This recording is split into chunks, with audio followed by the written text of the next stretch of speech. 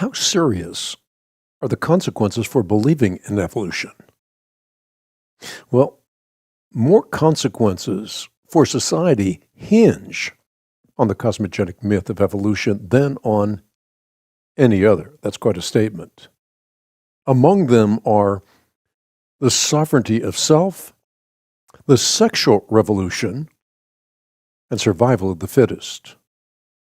First, the supposed death of God in the 19th century ushered in an era when humans proclaimed themselves sovereigns of the universe. Humanity's perception of autonomy led to sacrificing truth on the altar of subjectivism.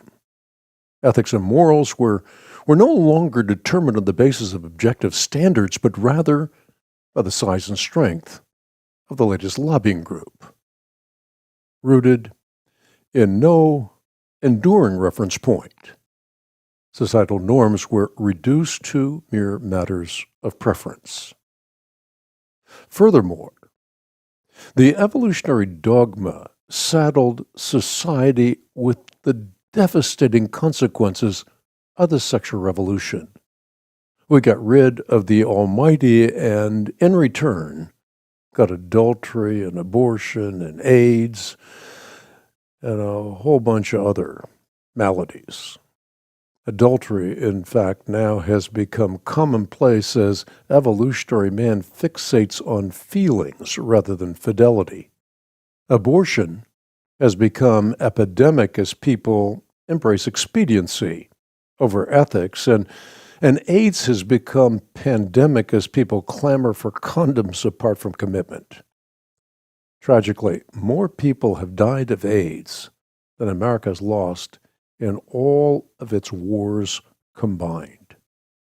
Despite the consequences, however, promiscuous sex continues to be glorified in the media, in movies, through music, and of course by Madison Avenue.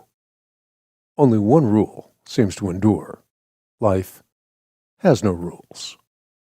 Finally, evolutionism has popularized such racist cliches as survival of the fittest.